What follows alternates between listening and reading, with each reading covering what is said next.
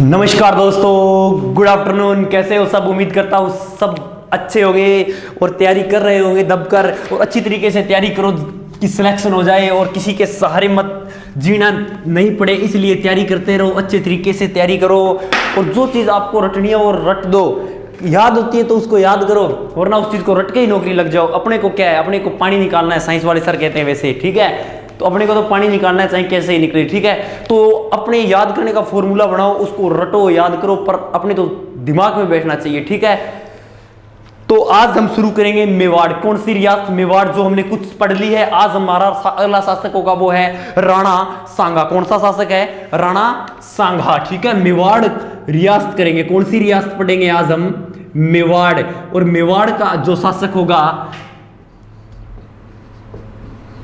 मेवाड़, ठीक है। और मेवाड़ का शासक आज का हमारा कौन सा है? वो है दोस्तों राणा सांगा। कौन सा शासक है? राणा सांगा। और राणा सांगा को ही संग्राम सिंह कहा जाता है। क्या कहा जाता है? संग्राम सिंह कहा जाता है। कौन से शासक को संग्राम सिंह कहा जाता है? तो दोस्तों राणा सांगा को ही संग्राम सिंह कहा जाता है, ठीक है। और राणा सांगा का अगर आपसे शासनकाल पूछे तो राणा सांगा का शासनकाल है वो है 1509 से लेकर 1528 ईस्वी तक। कब से कब तक है? तो राणा सांगा का शासनकाल 1509 से लेकर 1528 ईस्वी तक है। राणा सांगा की उपाधि कि राणा सांगा को किसकी उपाधि दी जाती थी? राणा सांगा को उपाधि दी जाती थी हिंदू पथ की। कौन सी उपाधि? हिंदू पथ की उपाधि दोस्तों किसे दी जाती थी? राणा सांगा या संग्राम सिंह को ही हिंदू पथ की उपाधि दी जाती थी। ओके, आगे हम पढ़ते हैं कि राणा सांगा का राज्याभिषेक कब हुआ? तो राज्य अभिषेक, तो राणा सांगा का राज्याभिषेक है वो 1509 ईस्वी में हुआ। राणा सांगा के पिता का नाम रायमल था। क्या था? राणा सांगा के पिता का नाम क्या था दोस्तों? तो राणा सांगा के पिता का नाम था वो था रायमल, ठीक है। और राणा सांगा एक ऐसा शासक था जिसका अज्ञातवास राणा सांगा ने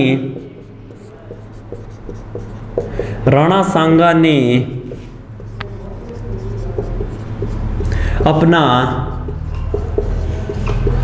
अज्ञातवास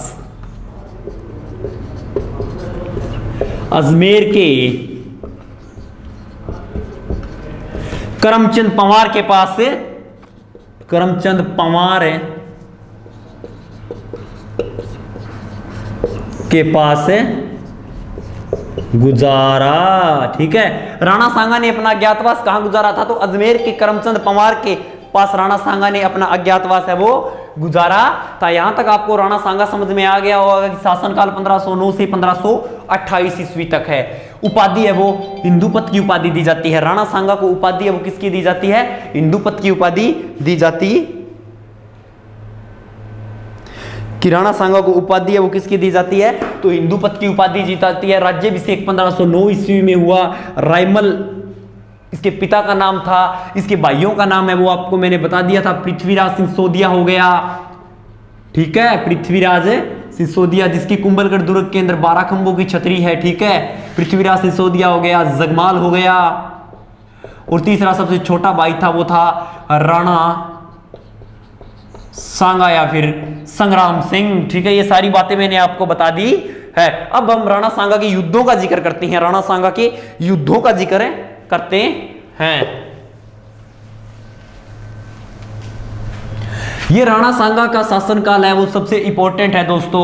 राजस्थान पुलिस का जब 2017 के अंदर ऑनलाइन एग्जाम हो रहा था तो उसके अंदर एक एग्जाम में शायद सेकंड पारी का था या थर्ड पारी का एग्जाम था दूसरे दिन का, उसमें पूछा गया था कि राणा सांगा का राज्याभिषेक शासनकाल कब से कब तक है? तो ये शासनकाल आप एक तो राणा सांगा का, एक महाराणा प्रताप का और एक मेवाड़ के शासक राज सिंह का शासनकाल है वो आप अच्छी तरीके से याद रखना, क्योंकि ये शासनकाल है वो एग्जाम के अंदर पूछे जाते हैं, ठीक है दोस्तों। तो अब हम आगे राणा सांगा के युद्धों का जिक्र करते हैं। मेवाड़ का शासक है राणा सांगा वर्सेस दिल्ली का शासक है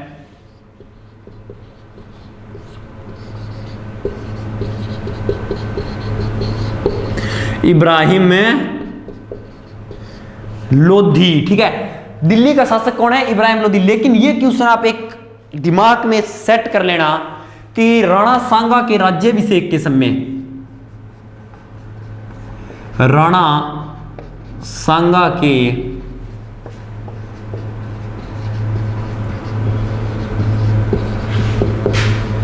राज्याभिषेक के समय दिल्ली का शासक सिकंदर लोधी था। सिकंदर लोधी था। कई बार पूछ लिया जाता है क्योंकि राणा सांगा के जितने भी युद्ध हुए हैं वो इब्राहिम लोधी से हुए, इसलिए स्टूडेंट को कंफ्यूज करने के लिए एग्जामिनर है वो हमसे 2 पांव आगे चलता है। इस बात का सबको पता होगा कि एग्जामिनर है वो हमसे 2 पांव आगे चलता है, तो इसलिए कई बार कंफ्यूज करने के लिए पूछ लिया जाता है कि राणा सांगा के युद्ध है वो तो सारे इब्राहिम लोधी से हुए हैं, तो बच्चे इब्राहिम लोधी करके आएंगे। इसलिए पूछ लिया जाता है कि राणा सांगा के राज्याभिषेक के समय दिल्ली का शासक कौन था? सिकंदर लोधी। सिकंदर लोधी ने क्या बसाया था? आगरा बसाया था। क्या बसाया था सिकंदर लोधी ने? तो सिकंदर लोधी ने ही आगरा बसाया था। और आगरा कब बसाया था पूछ ले तो 1504 ईस्वी में। ठीक है, 1504 ईस्वी में राणा सांगा के ऊपर आक्रमण करता है कौन? इब्राहिम लोधी।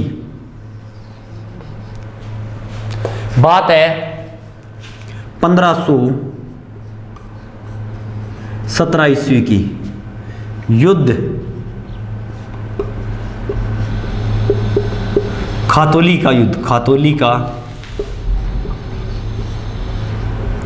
युद्ध। खातौली का मैदान पूछे तो कहां है? कोटा के अंदर। राणा सांगा और इब्राहिम लोधी के मध्य प्रथम युद्ध कौन सा युद्ध हुआ था? तो खातौली का युद्ध हुआ था। और खातौली का मैदान कहां है? कोटा। लेकिन कई बुकों के अंदर आपको बूंदी भी देखने को मिलेगा, क्योंकि खातौली है वो पहले बूंदी के अंदर था, वर्तमान में खातौली है वो कोटा के अंदर कर दिया गया है। वर्तमान में खातौली है वो किस डिस्ट्रिक्ट के अंदर आता है? तो कोटा के अंतर्गत आता है। ठीक है, और कोटा को औद्योगिक नगरी भी कहा जाता है, शैक्षणिक नगरी भी कहा जाता है। कोटा के उपनाम पूछे तो आपसे औद्योगिक नगरी। कौन सी नगरी? औद्योगिक नगरी, शैक्षणिक नगरी आदि कोटा के उपनाम है। ठीक है, और राजस्थान का नालंदा। राजस्थान का नालंदा।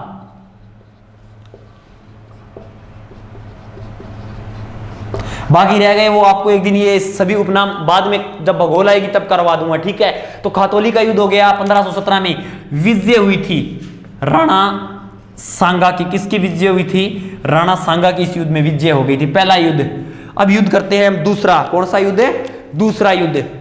2 नंबर का युद्ध है वो है मेवाड़ का शासक है वही राणा सांगा वर्सेस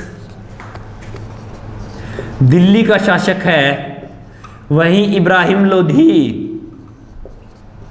इब्राहिम लोधी फिर अपनी सेना को एकत्रित करता है और राणा सांगा के ऊपर आक्रमण कर देता है। युद्ध कौन सा होता है? युद्ध होता है बाड़ी का युद्ध।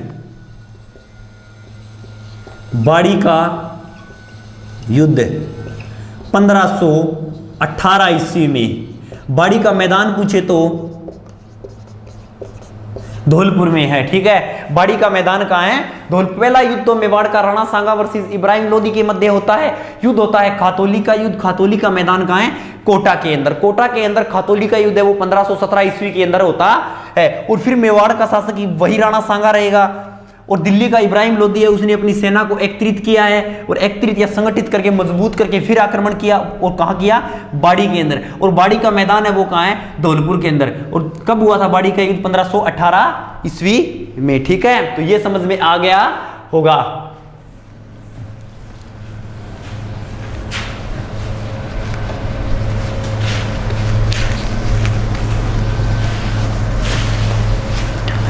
अब राणा सांगा के साथ एक युद्ध और होता है, मेवाड़ का शासक फिर होता है राणा सांगा।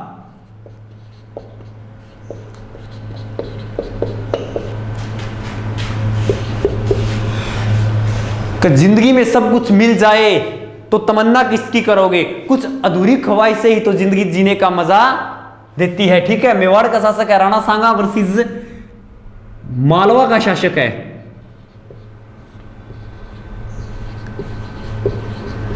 मोहम्मद खिलजी। किसो खिलजी? मोहम्मद खिलजी। मोहम्मद खिलजी राणा सांगा के ऊपर आक्रमण करता है। क्या करता है? आक्रमण करता है। 1519 ईस्वी में राणा सांगा युद्ध जीत के आवे किले के अंदर चित्तौड़ में, आमता ही फिर युद्ध, फिर आवे फिर युद्ध, फिर आवे फिर युद्ध। राणा सांगा हो रहे दुखी। 1519 ईस्वी में राणा सांगा वर्सेस मोहम्मद खिलजी के मध्य युद्ध होता है गागरोन।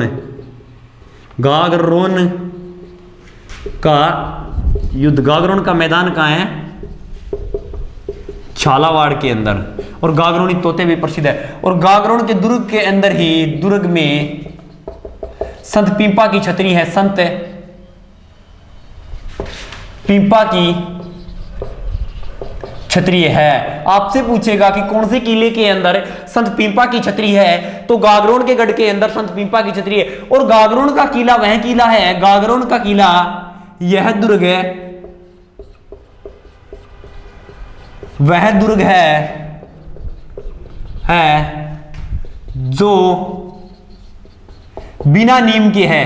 राजस्थान का कौन सा दुर्ग है जो बिना नीम के है? तो आपको आंसर देना होगा गागरोन का किला। लेकिन आपसे पूछे कि राजस्थान का कौन सा दुर्ग है जिसको पत्थर पे पत्थर रखकर बनाया गया है, तो वो है जैसलमेर का किला। ठीक है, तो युद्ध हो गया गागरोन का युद्ध। और विजय किसकी होती है? राणा सांगा की। इस युद्ध को भी राणा सांगा है वो क्या कर लेते हैं? जीत लेते हैं। ठीक है,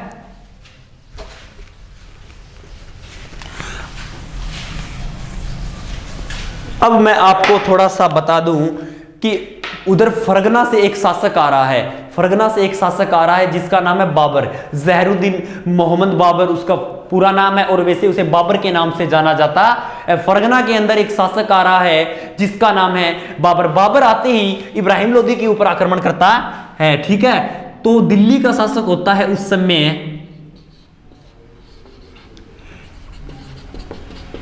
इब्राहिम लोदी वर्सेस फरगना का शासक होता है अपने बाबर। बाबर कहां आता है? बाबर आता है दिल्ली के ऊपर। बाबर को भारत में आने का न्योता कौन देते हैं? आलम खां लोदी। कौन देते हैं? आलम खां लोदी। और बाबर है वो किसके ऊपर आक्रमण करता है आते ही? और एक होता है आलम खां लोदी, इसको न्योता देते हैं। और आते ही बाबर किसके ऊपर आक्रमण करता है? इब्राहिम लोदी के ऊपर आक्रमण करता है। कब करता है? 1526 ईस्वी में। ठीक है, 21 अप्रैल 1526 ईस्वी को। मैंने आपको युद्ध बताया है कि 21 अप्रैल 1526 ईस्वी को कौन सा युद्ध होता है? पानीपत का युद्ध। पानीपत का युद्ध। और पानीपत का मैदान कहाँ है? हरियाणा के अंदर स्थित है। युद्ध होता है पानीपत का युद्ध। और पानीपत का मैदान कहाँ है दोस्तों? हरियाणा के अंदर स्थित है। ठीक है, आ गई समझ में इतनी बात। और इस युद्ध में विजय हो जाती है बाबर की। बाबर की। और बाबर है वो पानीपत में किसकी उपाधि धारण करता है? ये आप मुझे कमेंट करके बताओगे कि बाबर ने पानीपत के युद्ध में, मैंने पिछली वीडियो में बताई है जहां पर मैंने मुगल काल के 2-3 वीडियो डाले हैं, उसमें बताई है, तो आप कमेंट करके बताओगे। और पानीपत के प्रथम युद्ध में ही बाबर ने किसका उपयोग किया था? गोला बारूद का प्रयोग किया था। बाबर ने भारत में प्रथम बार तोपखाने का प्रयोग कहाँ किया था? तो आपसे पूछ ले कि बाबर ने भारत में प्रथम बार तोपखाने का प्रयोग कहाँ किया? तो बाबर जी ने भारत में प्रथम बार तोपखाने का प्रयोग है वो अपने लाहौर के अंदर किया था, वर्तमान पाकिस्तान। ठीक है, तो इधर मेवाड़ का शासक कौन होता है? राणा सांगा वर्सेस दिल्ली की गद्दी पर कौन बैठ गया? जहरुद्दीन मोहम्मद बाबर। बाबर आक्रमण करता है किसके ऊपर है? राणा सांगा के ऊपर 16 फरवरी 1527 ईस्वी को। 16 फरवरी 1527 ईस्वी को युद्ध कौन सा होता है? बयाना का युद्ध। कौन सा होता है? बयाना का युद्ध। और बयाना का मैदान पूछे तो कहां है? भरतपुर के अंदर। ठीक है, बयाना का मैदान कहां है? भरतपुर के अंदर। और बयाना विश्व का, भारत का एकमात्र स्थान है, या राजस्थान का, बयाना राजस्थान का एकमात्र स्थान है जहां नील की खेती की जाती थी। नील की खेती की जाती थी।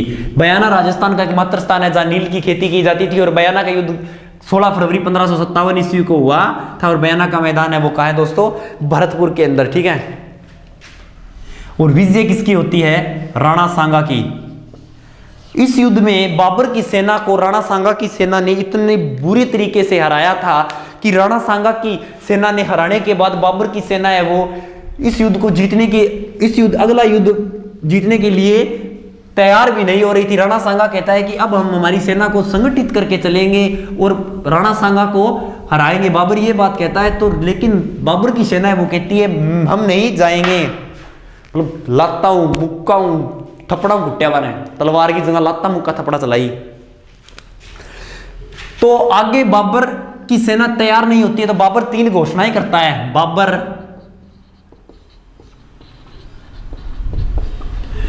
अगले युद्ध के लिए, बाबर अगले युद्ध के लिए घोषणाएं करता है। अगले युद्ध के लिए घोषणा करता है, तो वो सुन लीजिए आप कौन कौन सी करता है। तो बाबर कह है भाई कि मैं शराब पीना छोड़ दूंगा, मैं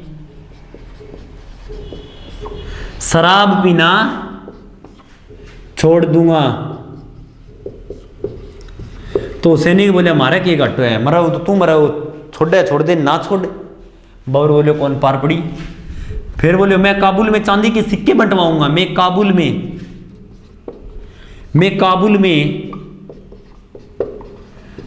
चांदी के सिक्के बंटवाऊंगा। बोलिया चांदी के सिक्का हाथ में तो कौन जावा। और बाबर ने फिर कहा मैं तगमा कर हटा दूंगा, मैं तगमा कर हटा दूंगा। तगमा कर क्या होता है? मुस्लिम व्यापारियों पर लगने वाला कर। कौन सा कर है? मुस्लिम व्यापारियों पर लगने वाला कर। कौन सा कर होता है? तगमा कर। मुस्लिम व्यापारियों के ऊपर जो कर लगता है उसे तगमा कर की उपमा दी जाती है। फिर बाबर की बात नहीं बनी इन सारी घोषणाओं से कि मैं शराब पीना छोड़ दूंगा, मैं काबुल में चांदी के सिक्के बंटवाऊंगा, तगमा कर हटा दूंगा, जो तगमा कर होता है मुस्लिम व्यापारियों पे लगने वाला कर। इन सारी बातों से बाबर की बात नहीं बनी तो बाबर बाद में कहता है कि जिहाद है। ये क्या है? जिहाद। बाबर ने बाद में इसे जिहाद घोषित कर दिया। बाबर ने बाद में इसे जिहाद कहा। तो जिहाद का अर्थ होता है दोस्तों धर्म युद्ध। कौन सा युद्ध? धर्म युद्ध। कि तुम मेरे लिए तो मत लड़ो, अपने धर्म की आन बान शान खो दी है हमने बयाना के युद्ध में। मतलब मुस्लिम कुछ भी नहीं है, मुस्लिम तो हमारे आगे कुछ भी नहीं है, राजपूत ऐसे कहेंगे। इसलिए तुम लोग धर्म के लिए नहीं लड़ सकते, मेरे लिए मत लड़ो, अपने धर्म के लिए लड़ो। जब धर्म की बात आती है तो हर आदमी का खून खोलने लग जाता है। इसलिए सेना एकत्रित हुई और सेना ने कहा हम जरूर लड़ेंगे अपने धर्म के लिए। और बाबर का ये तीर है वो चल पड़ा। बाबर ने 4 तीर चलाए थे और चौथा तीर है वो अच्छी तरीके से चल पड़ा। तो अब एक इतिहास का महत्वपूर्ण युद्ध होगा, वो युद्ध आपको अच्छी तरीके से समझना होगा। ठीक है, मेवाड़ का शासक कौन है? राणा सांगा वर्सेस दिल्ली का शासक या दिल्ली का शासक कौन है? बाबर। बाबर आक्रमण करता है किसके ऊपर? राणा सांगा के ऊपर। 17 मार्च 1527 को युद्ध होता है, खानवा का युद्ध। खानवा का मैदान है भरतपुर में, ठीक है। युद्ध होता है खानवा के युद्ध। इस युद्ध में बाबर को भी पता चल गया कि इस युद्ध में बाबर की सेना के बारे में अपने राणा सांगा को भी पता चल गया कि राणा सांगा की जो सेना है वो क्या है दोस्तों? राणा सांगा की जो सेना है वो एक मजबूत सेना है। इस युद्ध में इस बात का पता चल जाने के बाद, राणा सांगा की सेना का इस बात का पता चल जाने के बाद राणा सांगा को, तो राणा सांगा ने पातिपर्वन योजना चलाई। इस युद्ध में राणा सांगा ने पातिपर्वन योजना चलाई। पातिपर्वन योजना होती है सभी राजपूत राजाओं को इकट्ठा करके दुश्मन के सामने लड़ाना, सभी राजपूत राजाओं को इकट्ठा करके दुश्मन के सामने लड़ाना। इसमें चंदेरी का था मेदिनी राय। कौन था? मेदिनी राय। बीकानेर का था जैत्र सिंह। मारवाड़ के थे गंगा में मालदेव।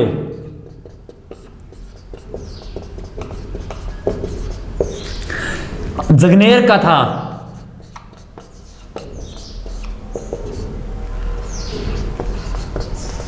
अशोक परमार।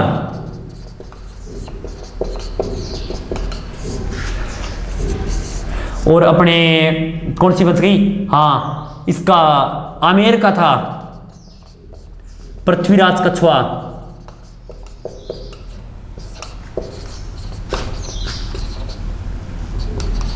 ठीक है, ये शासक इस युद्ध में किसके साथ से? अपने राणा सांगा के साथ थे।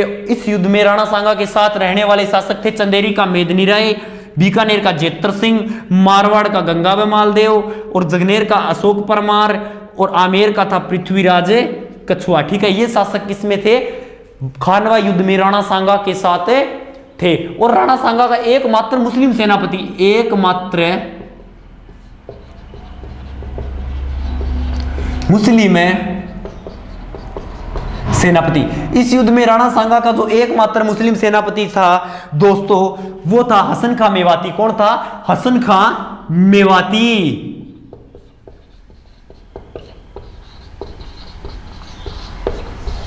ठीक है दोस्तों, तो ये युद्ध है वो राणा सांगा क्या हो जाते हैं?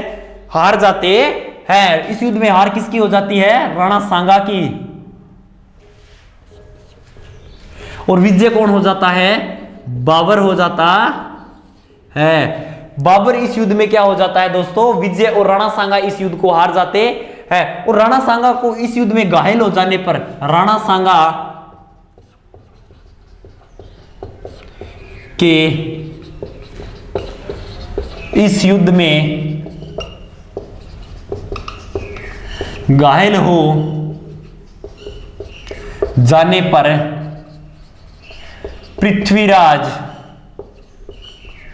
कछुआ है वह अखेराज दूदा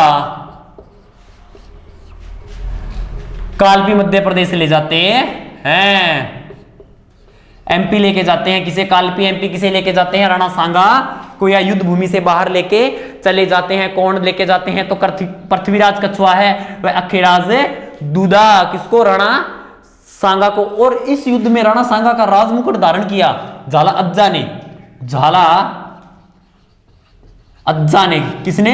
झाला अज्जा ने। और हल्दी घाटी युद्ध में महाराणा प्रताप का राजमुकुट धारण किया था झाला बिंदा ने। और झाला अज्जा ने खानवा युद्ध में राणा सांगा का राजमुकुट है वो धारण किया था। इस युद्ध में विश्वासघात किया,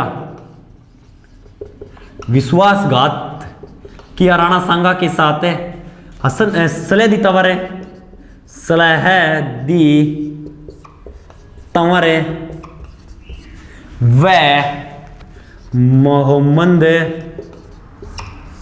किसने? सलाहदी तंवर। एक तो था राणा सांगा के साथ जिसने विश्वासघात किया था, वो था सलाहदी तंवर, और दूसरा आदमी था, वो था दोस्तों मोहम्मद लोदी। इन आदमियों ने राणा सांगा के साथ क्या किया था? विश्वासघात किया था। और इस युद्ध में राणा सांगा के शरीर पर 80 घाव हो गए थे। कितने घाव? 80 घाव। इस युद्ध में राणा सांगा के शरीर पर 80 घाव हो जाने के कारण कर्नल टोड ने, किसने? कर्नल टोड ने, जिसे राजस्थान के इतिहास का पितामह कहा जाता है, ठीक है। तो इन्होंने क्या कहा था? राणा सांगा को सैनिक भग्नावेश कहा था। इन्हें सैनिक भग्नावेश की उपाधि दी थी। किसको? राणा सांगा को कर्नल जेम्स टोड ने इस युद्ध में किसकी उपाधि दी थी? सैनिक भग्नावेश की उपाधि दी थी। और इस युद्ध में राणा सांगा ने बाबर ने गाजी की उपाधि धारण की थी। गाजी, बाबर ने गाजी की उपाधि कौन से युद्ध में धारण की थी? तो खानवा युद्ध में। और गाजी का अर्थ होता है काफिरों का नाश करने वाला, मतलब आज्ञा सल्टाना रो, ठीक है। काफिरों का नाश करने वाला इस युद्ध में उपाधि दी थी। किसने उपाधि धारण की थी? बाबर ने। तो इतना तो समझ में आ गया होगा, नहीं आया तो वीडियो को 2 या 3 बार देख लेना, आ जाएगा।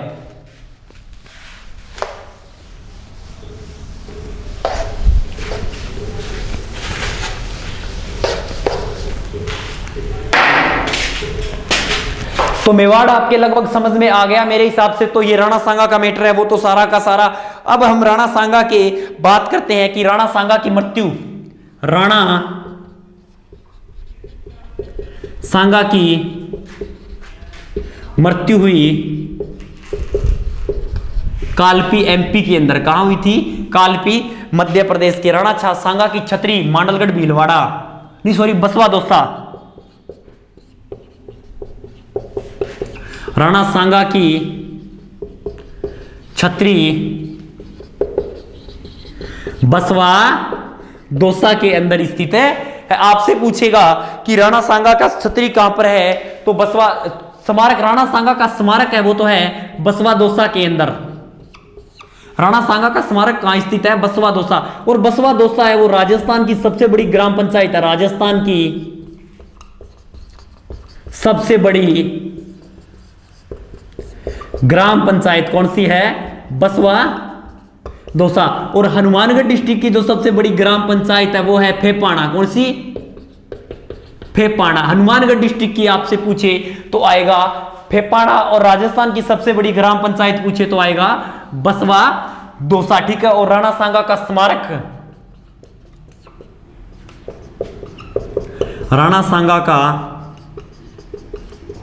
स्मारक कहां है? तो राणा सांगा का स्मारक है वो है मांडलगढ़ भीलवाड़ा के अंदर। कहां है? मांडलगढ़ भीलवाड़ा के अंदर राणा सांगा का क्या है दोस्तों? स्मारक है, ठीक है। तो ये आ गया समझ में। अब हम बात करते हैं कि राणा सांगा की इस युद्ध में हार की वजह क्या थी। एक तो राजपूतों की पुरानी तकनीक से युद्ध लड़ना, राजपूतों का पुरानी तकनीक से युद्ध लड़ना। ये तो बता देता हूं, आपको याद ही रह जाएगी कि खानवा युद्ध में राणा सांगा की हार की क्या क्या वजह थी। तो खानवा युद्ध में राणा सांगा की जो हार की वजह थी,